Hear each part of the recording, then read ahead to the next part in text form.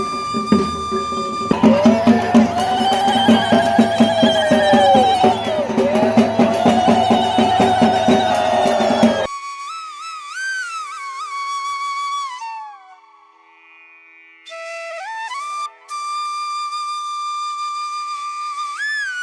Morning বন্ধুরা, শুভ সকাল। তোমরা কেমন আছো? আশা করি ভালোই আছো। আমি ভালো আছি। তো চলো আজকের ব্লগটা দেখতে থাকো। আশা করি আজকের ব্লগটা বেশ ভালোই লাগবে। আর যারা যারা ভিডিওগুলো দেখছো তারা প্লিজ একটু স্কিপ না করে ভিডিওটা দেখো, কমেন্ট করো, লাইক করো আর সাবস্ক্রাইব করে দিও।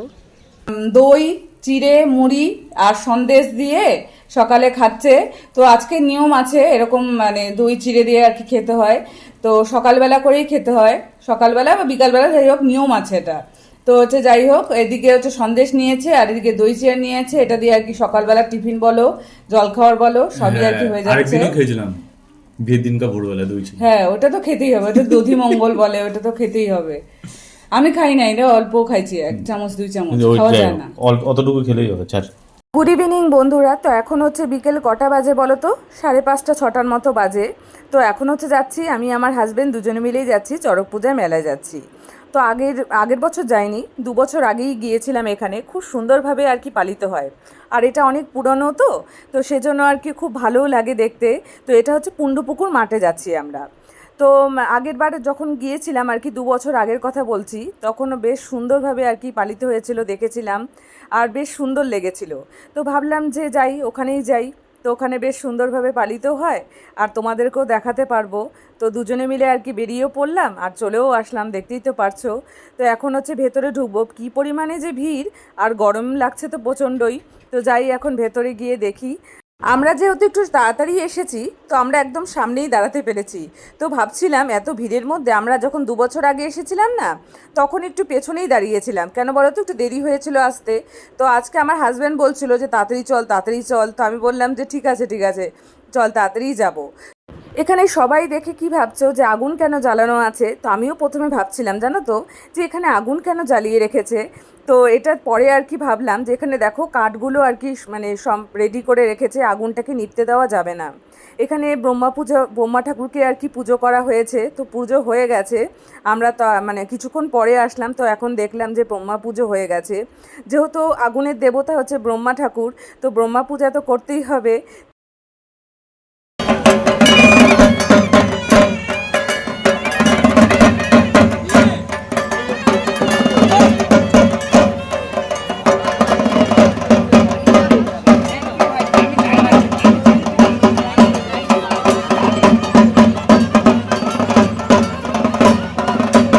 এখানে চড়ক পূজার যে কাঠ আছে, সেই কাঠটাকে দেখো কত ভক্তি সহকারী পুজো করা হচ্ছে।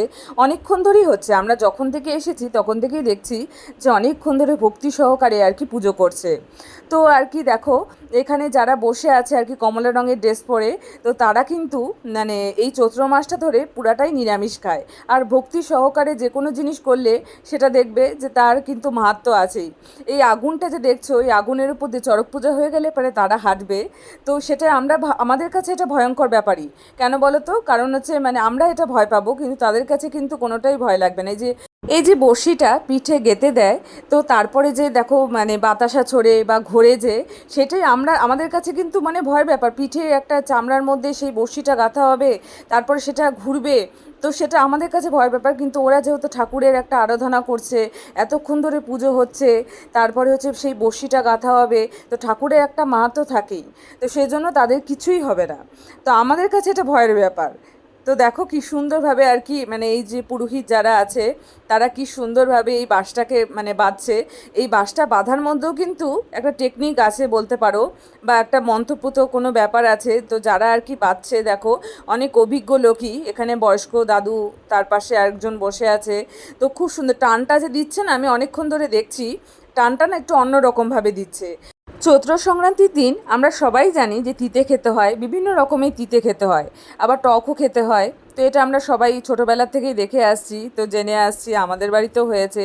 তো যাই হোক, আর একটা কথা কি বলো তো, চৈত্র সংক্রান্তির দিন আমাদের মা ঠাকুমারা আর কি ছোটোবেলায় বলতো, আমি কাল্পনিক কি সত্যি কি মিথ্যে অতটা জানি না, কিন্তু ছোটোবেলায় আর কি যেটা শুনে এসেছি সেটাই তোমাদেরকে বলছি, যে বলতো যে জমের দুয়ার খোলা থাকে এদিনকা, হচ্ছে রাত্রিবেলা করে বেরোতে হয় না, মানে চুল খুলে বেরোতে হয় না, বা মানে এদিনকা ভূত পেত বেরোয়। তো এরকমই আর কি বলতো, জানি না কতটা সত্যি কতটা মিথ্যে।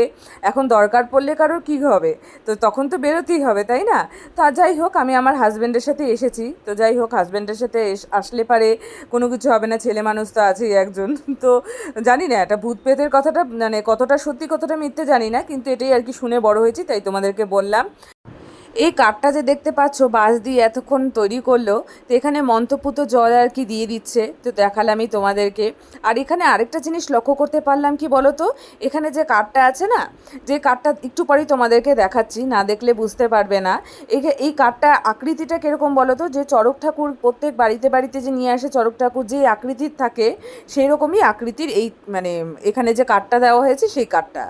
তোমরা একটু পরে দেখলেই বুঝতে পারবে, আমি প্রথমে দেখিনি, কিন্তু পরে যখন দেখলাম তখন সত্যি মনে হলো যে ওই মানে ঠাকুরের চড়ক ঠাকুরের যে কাঠটা দেওয়া থাকে ওই কাঠের আকৃতি এই মানে কাঠটা দেওয়া আছে। তো যাই হোক, এখন হচ্ছে এখানে হচ্ছে পুজো করা হচ্ছে, পুজো কমপ্লিট হয়ে গেছে। সবাই তো এখানে উলুলু দিচ্ছে, শঙ্খপু দিচ্ছে, আর চড়ক ঘুরানো হবে এখনই। আজকে না অনেকেরই নিয়ম থাকে ভাইছাতু, তো আমাদের জলপাইগুড়িতে আর কি আমাদের নিয়ম আছে ভাইছাতু দেওয়ার।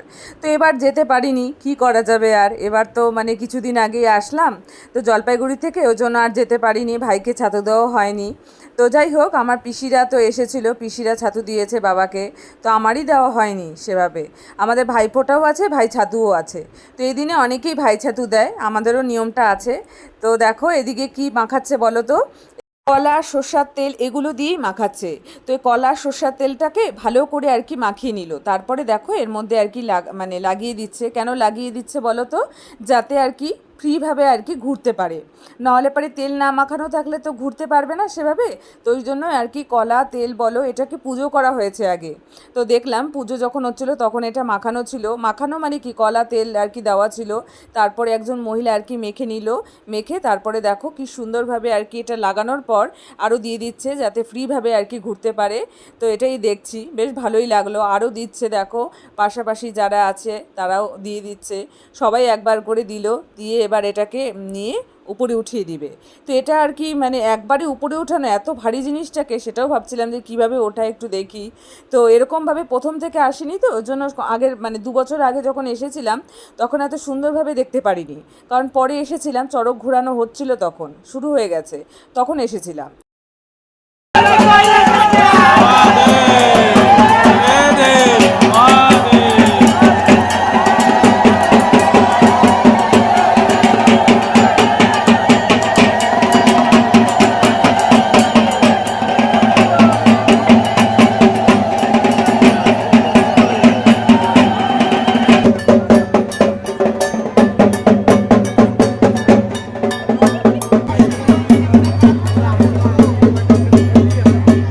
এখানে যে খাঁচাগুলো দেখতে পাচ্ছ, তো খাঁচাগুলোর মধ্যে কি আছে বলো তো, খাঁচাগুলোর মধ্যে পায়রা আছে। তো পায়রা আর কি উড়িয়ে দিবে, কেন বলো তো, অনেকের মানসিক থাকে বা মানত করে রাখে, তো সেজন্যই খাঁচাগুলোর মধ্যে পায়রা এনেছে, অনেকেই এসেছে, তো ভেতরে আর কি দিয়ে গেল। তো তখন দেখলাম যে খাঁচাগুলোর মধ্যে আমার হাজব্যান্ড বলছে যে এগুলোর মধ্যে কী আছে বলতো, ভেতরে তো দেখা যাচ্ছে না। তো আমি বললাম যে কী আছে, বললো যে পায়রা আছে, পায়রাগুলোকে উড়িয়ে দিবে, মানত করা থাকে তো ওই জন্য। আর এখানে যে ভিড় দেখতে পাচ্ছ, ভিড়টা কিসের জন্য বলো তো, এখানে বড়শি গাঁথা হচ্ছে। তো আমি তো দেখতে পারছি না, কিছুই দেখতে পারছি না। হাজব্যান্ডই দেখে বলল যে বড়শি গাঁথা হচ্ছে, তো হয়েও গেছে। দেখো এই কাকুটার আর কি পিঠের মধ্যে বড়শি গাঁথা হয়েছে। 2 বছর আগে যখন এসেছিলাম তখন এই কাকুটার গায়ের মধ্যেই বড়শি গাঁথা হয়েছিল, তখনও চেনা চেনা লাগছে আর কি। তো দেখলাম যে দেখো পিঠের মধ্যে নিয়ে কীরকম আর কি ঘুরছে, তো মানে অদ্ভুত লাগে না? এই দেখো যে মানে এত বড়শিটা, আমি আমার হাজব্যান্ডকে জিজ্ঞাসা করছিলাম ভয় লাগছে না, বলে না ওদের ভয় লাগে না, তাই বলছে। কাঠের যে স্তম্ভটা আছে ওই স্তম্ভে কি সুন্দরভাবে ধুতি পরালো, তারপর গামছা পরালো, তারপরে দেখো এই যে কাকুটার আর কি বড়শি গাঁথা হলো, সেই কাকুটা সবাইকে কোলাকুলি করছে, এটা নিয়ম আছে মনে হয়। তো কোলাকুলি করছে যে পণ্ডিতরা আছে এখানে, তো বড় বয়স্ক যারা আছে দাদুরা, তো তাদের আমাদের সাথে কোলাকুলি করছে। যে কাকুটার গায়ে বর্ষি গাঁথা হলো সে কাকুটাকে দেখে বোঝার উপায় নেই যে তার গায়ে বর্ষি গাঁথা হয়েছে। তা সে হাসছে, কথা বলছে। তো যাই হোক, মনে হচ্ছে না যে তার গায়ে বর্ষি ফোটানো হয়েছে। তো এবার দেখো চড়ক আর কি ঘুরবে, তো তোমাদেরকেও দেখাচ্ছি। এখন কাকু আর কি উঠে যাবে এর ওপর, আর গামছার মধ্যে না বাতাসা নিয়ে নিল, মানে যখন চড়ক ঘুরবে তখন বাতাসাটা আর কি মানে ছড়াবে আর কি। তো আমরাও হয়তো পেতে পারি, দেখা যাক কি হয়। তো আগেরবার যখন আগের বার না 2 বছর আগে যখন এসেছিলাম তখন হচ্ছে আর বারবার খালি আগেরবার হয়ে যাচ্ছে। তো 2 বছর আগে যখন এসেছিলাম তখন দেখেছিলাম, তখন পেয়েছিলাম। এবার দেখা যাক পাই কি পাই না।